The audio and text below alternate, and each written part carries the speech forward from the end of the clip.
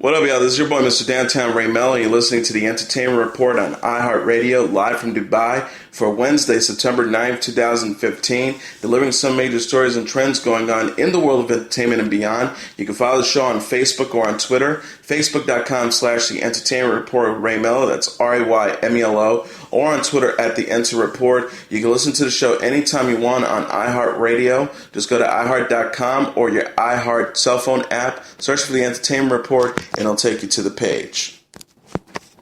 Stephen Colbert took his new post as CBS's late-night host Tuesday evening.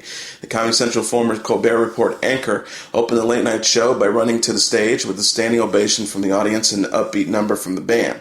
In his introductory video, he sang the national anthem in numerous locations throughout the United States, including a baseball field, Lucky Strike bowling, he bowled a strike, grass fields, and a metal shop, among others. Bedecked in the blue suit, he thanked audiences for attending as they chanted Stephen while clapping and cheering for him to the stage.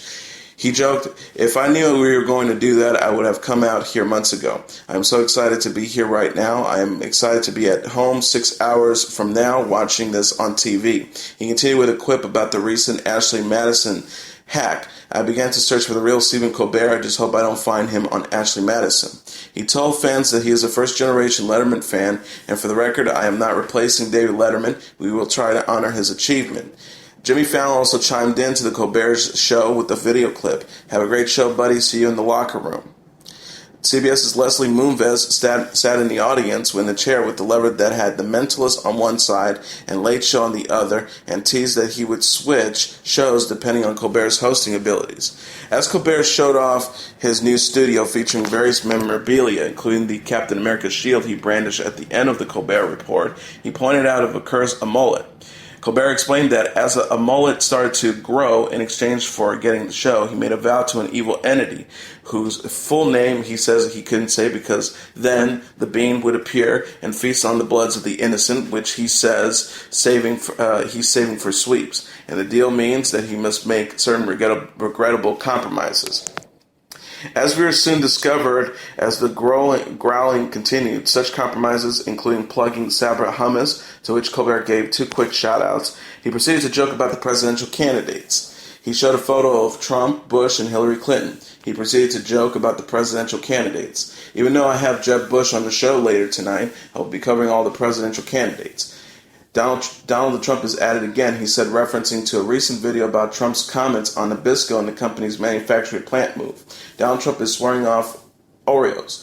Colbert is said tearing an Oreo apart and dumping it in water, later proceeding to stuff his face with Oreos.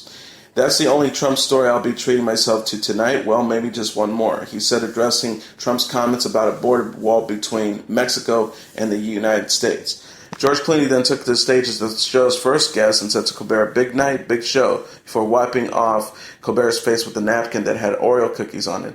"I'm just here to see you, and I think that that's why everybody else is here," he said in reference to not having a show or project to publicize. The two first discussed his work about bringing attention to the first genocide. He said, "My feeling was I can bring attention and make it louder. It was a very hard thing to put on the map and keep on the map." Colbert then joked about him being the arm candy of wife Amal Clooney. The actor immediately he says he's mostly shiny and pretty. "It's going really well," says of his first year of marriage. Then Colbert then brought out a Tiffany blue box, joking that he didn't attend and wasn't invited to the couple's wedding, that contained an engraved "I don't know you" paperweight. "That just to remind you that we don't know each other," Colbert said to Clooney. Clooney said before a comedic moment of silence between the host and actor, "It's easier to come on these shows when you do have something to push." Colbert quipped, "We could pretend that you have a movie right now," breaking the silence before a spoof video of Clooney in Decision Strike played. "I was a director and I wrote it," Clooney joked before another clip aired for audiences. Clooney said as more footage of Decision Strike aired, "I did my own sex. In fact, I do all my stunts. I feel the audience deserves it." Jeb Bush then joined Colbert as the first presidential candidate and second guest on the show, which the host teased about the GOP candidate. This is the rare TV appearance where he doesn't have to share the stage with 16 other people. As Bush sat down, Colbert teased about the studio. "The White House is not nicer than this. The Late Show host questioned Bush about why he wants to be president, which he replied, because I think we're on the verge of the greatest time to be alive. He said that he doesn't think Barack Obama has bad motives, and that people can be friends with people that you don't agree with on everything. Colbert then jokingly asked the GOP what he can do for students. What can you do other than have your picture up in the classrooms? And inquired about his slogan, which doesn't include Bush's last name in the design. I've been using Jeb since 1994, Bush said. The Florida governor commented that beside the differences of being younger and much better looking than his brother and former President George W. Bush, he didn't agree with his siblings' momentary spending while in Oval Office. He didn't veto things. He didn't bring fiscal restraint. Colbert's wife and kids and brothers and sisters attended the taping and received a shout-out from the host. When Colbert questioned his brother Jay if the two of them agreed politically, his sibling nodded his head no. The premiere episode wrapped with the show's music director, Jonathan Batiste, the new band, and Mavis Staples singing and dancing with Colbert to Everyday People, while images of audience members panned across the wall. On Wednesday's evening, Elon Musk, Scarlett Johansson, and Kendrick Lamar will join the host for a second episode. Late Show airs Monday through Friday at 11:35 p.m. on CBS.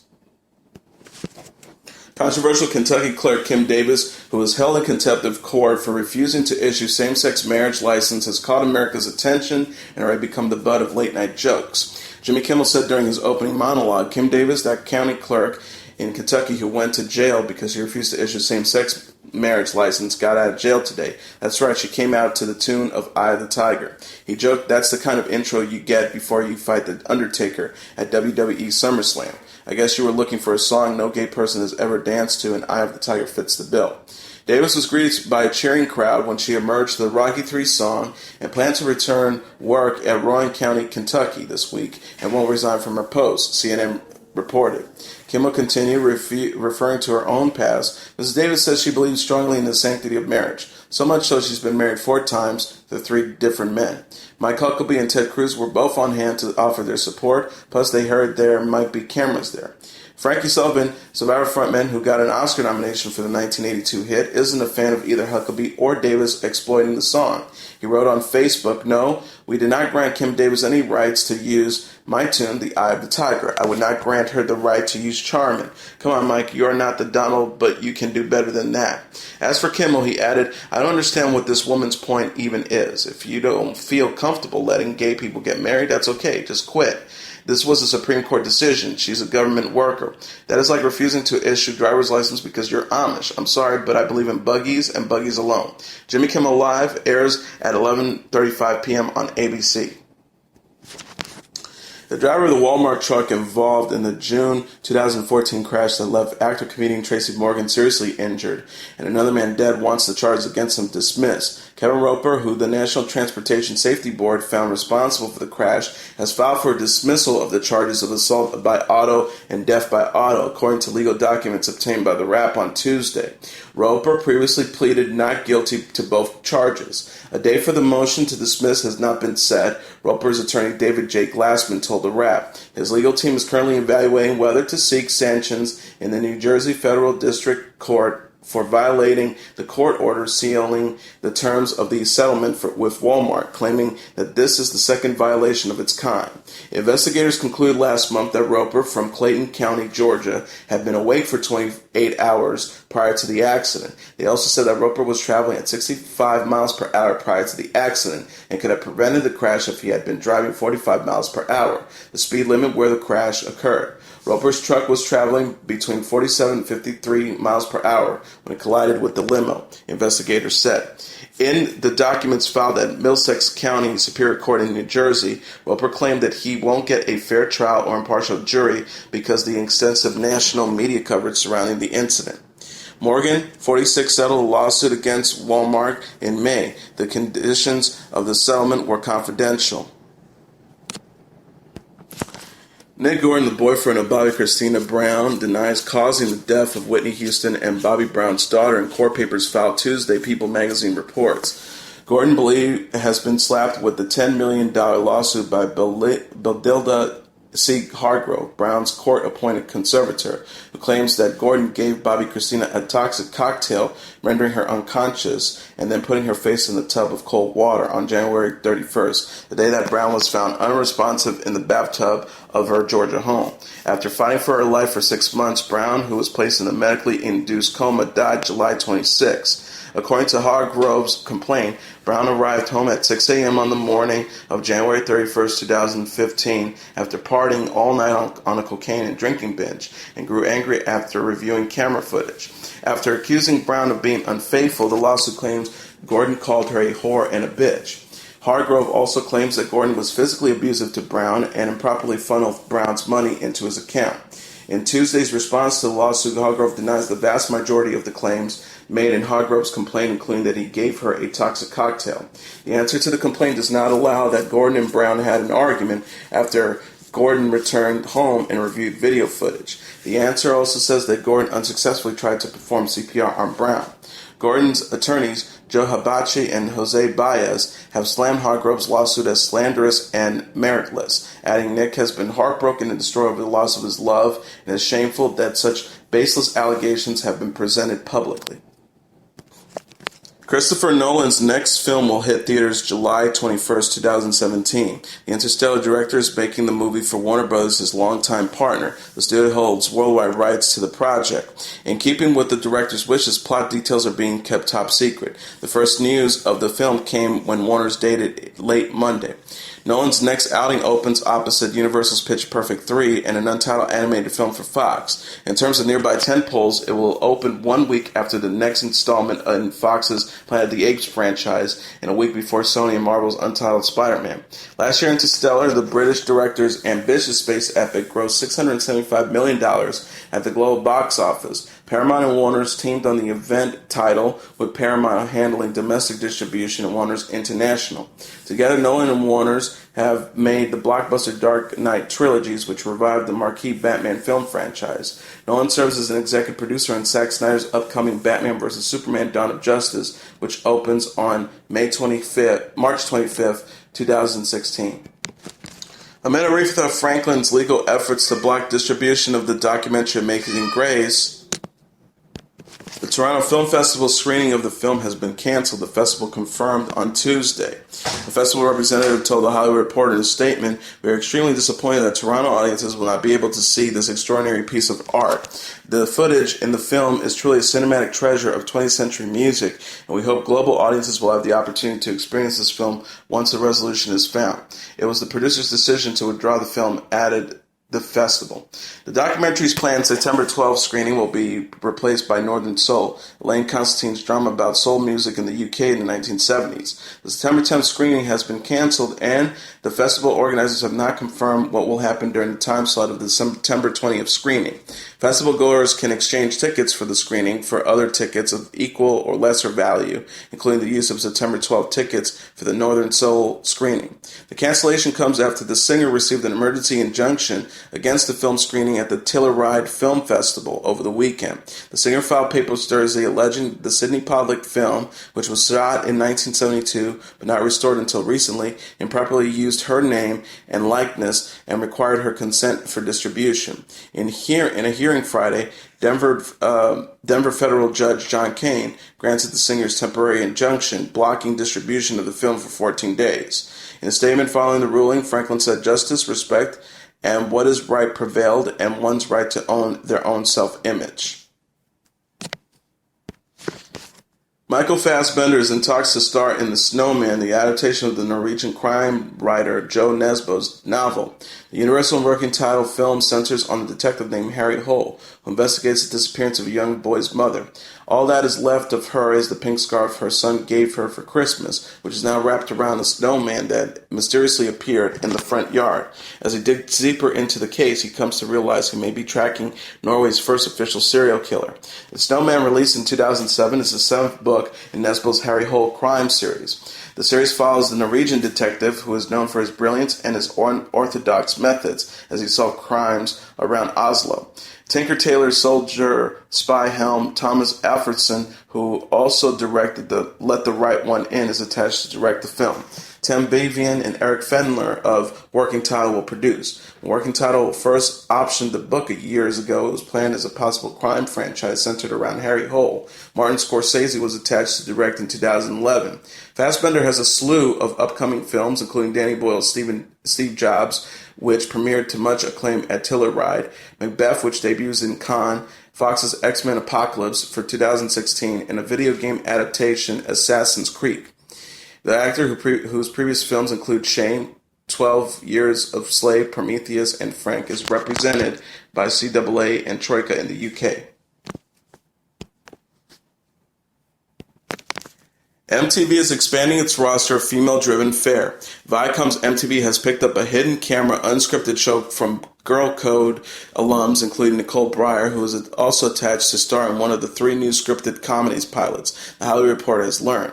The 3 scripted comedies include the Untitled Breyer comedy, in which the UCB alum play an young adult who moves to the suburbs, A Half Hour from Leap Year and Can Hardly Wait's Deborah Kaplan and Harry Enflon about weed dealers with a smoking app, and Little Darlings about 2 friends who take justice into their own hands. Mina LaFerry, Executive VP and Head of Script for MTV, says, "We're excited to be in the business with some of the smartest and funniest voices out there and can't wait to see their projects come to life. These unique and provocative comedies are the perfect way for us to expand our existing slate." Bob Harper has been tapped as the new host of The Biggest Loser. The longtime trainer who has been with NBC's weight loss series since its first season will continue to offer his training expertise to contestants at various points throughout the season. He also will guide contestants through all weigh-ins, challenges, and temptations. Harper said, "I'm super excited about taking the position of host of The Biggest Loser. I've been with the show since season 1, so I know all the ins and outs, and let me tell you, the weigh-in room is going to be a completely different ballgame with me at the steering wheel."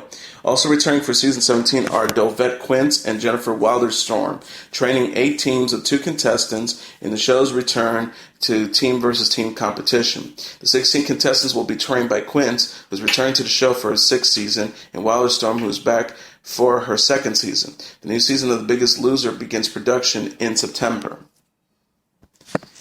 Justin Bieber celebrated his first #1 song on the Billboard Hot 100 charts as the new single "What Do You Mean" rocketed at the summit. The song is just the 23rd ever to begin at #1 in the Hot 100's 57-year history. Bieber, who's 21, had previously ranked as high as #2 on the Hot 100 with Boyfriend in 2012. Maine dethrones The Weeknd's Can't Feel My Face after 2 non-consecutive weeks atop the airplay, sales, and streaming-based Hot 100. It's September 19th. All charts will update on Billboard.com tomorrow, September 9th, instead of the usual Tuesday due to the Labor Day holiday this weekend. Mean, released by Schoolboy Raymond Braun Def Jam, launched not only atop of the Hot 100, but also the digital songs charts, where it's Bieber's second #1. Mean began with the 337,000 downloads sold in the weekend ending September 3rd, according to Nielsen Music. Bieber first led the list with Boyfriend, which roared atop digital songs and at #2 on the Hot 100 charts on the dated April 14th, 2012, with 521,000 sold. Despite the highest sales of Boyfriend that week than Mean this week, Boyfriend was denied the Hot 100 summit that framed by Fun's We Are Young, featuring Janet Monáe, which sold a hefty 364,000 copies that week while also holding a wide airplay lead. Mean additionally opened at #2 on the streaming songs chart with 23.2 million U.S. streams. It debuted at #1 on the subscription service based on demand song charts. The song's official lyric video premiered August 28th, the first day of the latest Hot 100 streaming tracking week, while its proper clip arrived late in August 30th, the same night that Bieber performed the song on the MTV Video Music Awards. Adding the high profile of Mean beyond the VMAs, helping lead to its #1 Hot 100 bow. His September 2nd performance of it on NBC's The Tonight Show starring Jimmy Fallon, among other national promotional appearances. And of course, he performed August 23rd at the inaugural Hot 100 Music Festival on the Nikon at Jones Beach Theater stage in Wantagh, New York. Another piece of the shining star for Mean, with more than 67 million Twitter followers. Bieber counted down the song's arrival with the help of celebrity friends including Ellen DeGeneres, Ariana Grande, and Shaquille O'Neal. Mean's previews Bieber's forthcoming new studio album due November 13th.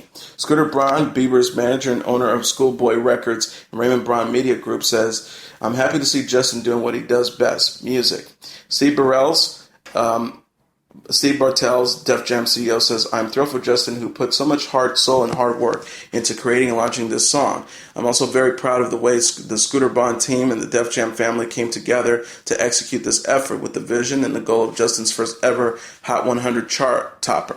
It's a reminder of what an important global star Justin has become, with worldwide chart milestones begin achieving daily as the song resonates." Today, Hot's 100 number one is a historic accomplishment, yet it's only the beginning of the excitement that lies ahead for the believers around the globe. It has been confirmed. After dropping a major clue on Monday with an Instagram photo, Sam Smith has now been officially unveiled as the singer of the next Bond title track, which also now has a name, Writings on the Wall. The song, released by Capitol Records, was co-written by Smith and fellow Grammy winner James Napier and will go on sale September 25th. Bond producers Michael G. Wilson and Barbara Broccoli said in a statement, "Sam and Jimmy have written the most inspirational song for Spectrum, and with Sam's extraordinary vocal performance, Writing on the Walls will surely become one of the greatest Bond songs of all time."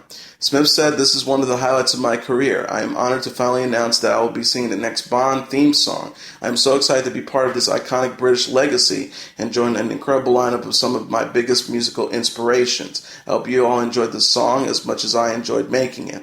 The announcement ends what feels like years of speculation, almost as widely discussed as the film itself, and proves that Smith is not to be trusted, or at least is a very good liar and an excellent quality for any spy.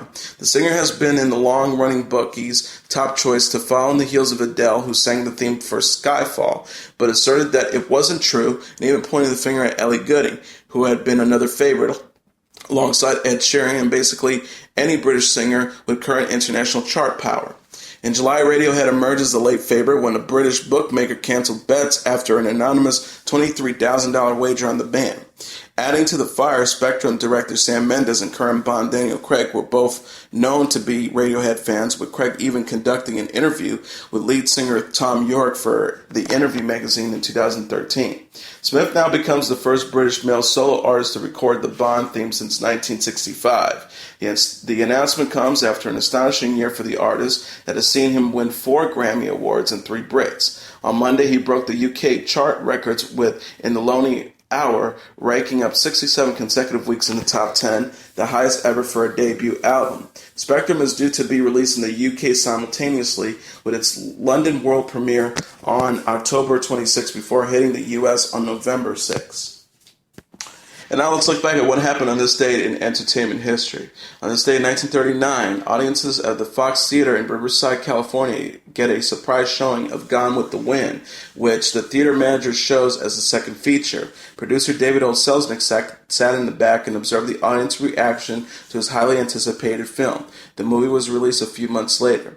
In the summer of 1936, Selznick had bought the film rights to Margaret Mitchell's novel of the Civil War South for an unprecedented $50,000. He hired director George Cukor immediately, and casting began in the fall. Selznick launched a nationwide talent search, hoping to find a new actress to play Scarlett. Meanwhile, he put writers to work on the script. A year later, Selznick still hadn't found an actress or received a satisfactory script. In May 1938, running low on funds, Selznick struck a deal with MGM. He sold the worldwide distribution rights for the film to the studio for $1.5 million, and MGM agreed to lend Clark Gable to Selznick. Filming finally began on December 10, 1938, with the burning of Atlanta scene, although Scarlett still hadn't been cast. British actress Vivien Leigh, newly arrived from London, dropped by the set to visit her agent Myron Selznick, brother of the producer. David O. Selznick asked her to test for Scarlett. In January, Leigh signed as Scarlett and Leslie Howard as Ashley Wilkes at the last principal film began. By February, however, there was trouble on the set. Gable clashed with the director, and by February 14th, Victor Fleming had replaced George Cukor. Principal filming ended on June 27, 1939.